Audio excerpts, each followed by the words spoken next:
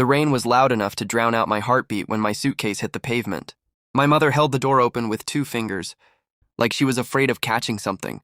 My sister stood behind her, smiling into her phone, ring light already packed. My father adjusted his jacket and nodded at the sky like this was a blessing. I asked why. Mom smiled. We are helping you release material attachments. My sister laughed. Your resistance is toxic energy. Dad added, calm as a priest, the universe wants you uncomfortable. I said nothing. I stepped into the rain. The door closed. The lock clicked. The storm finished the sentence for them. I stood there longer than I should have. Not because I was shocked, because I was memorizing the moment. The smell of wet concrete. The way my mother's smile stayed after the door shut.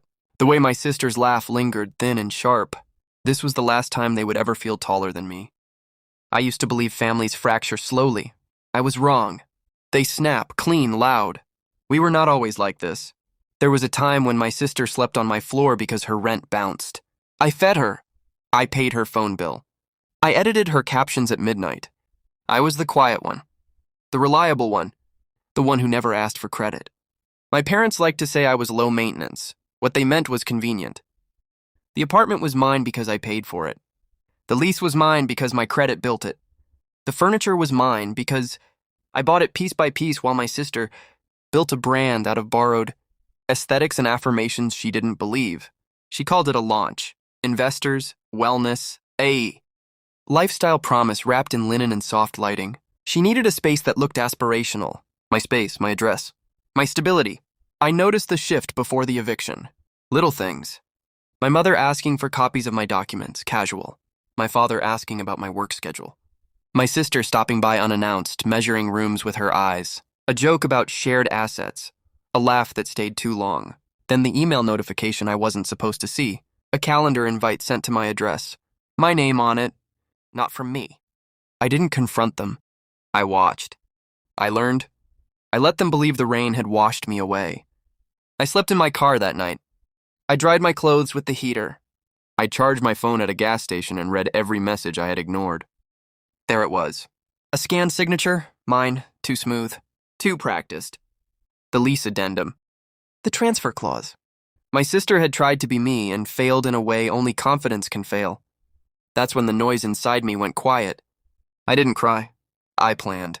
I called a lawyer before sunrise. Not dramatic, precise.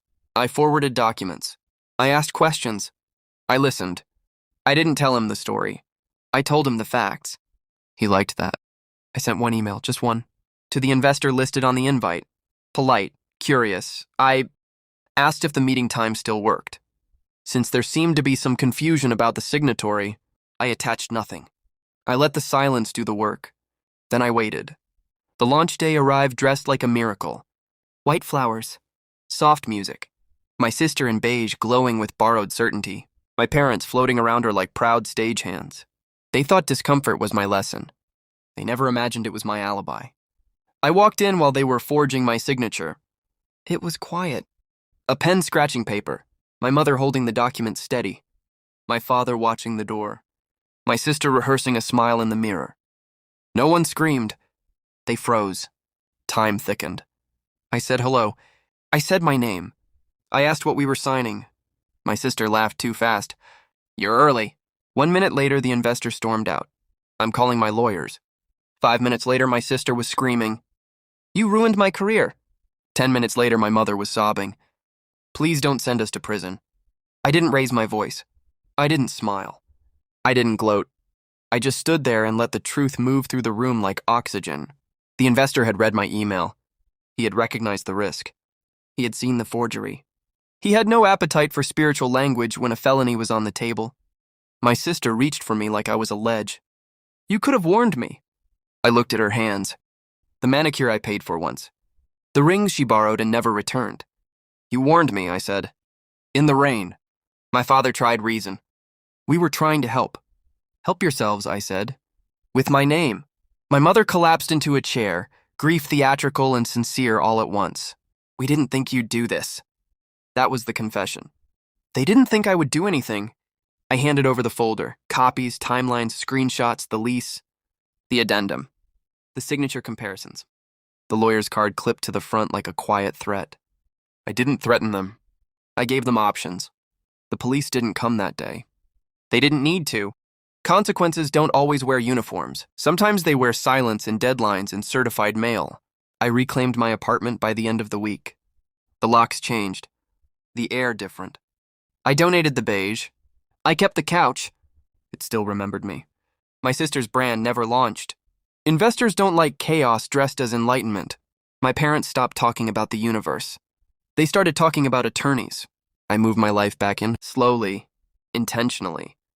I let the rain wash the windows while I unpacked. I didn't rush. Power doesn't hurry. Now, when I think about that night, I don't feel anger. I feel clarity. Betrayal taught me where the lines were. Revenge taught me how to redraw them. They wanted me uncomfortable. They wanted me small. They wanted me gone. I gave them something else. I gave them consequences.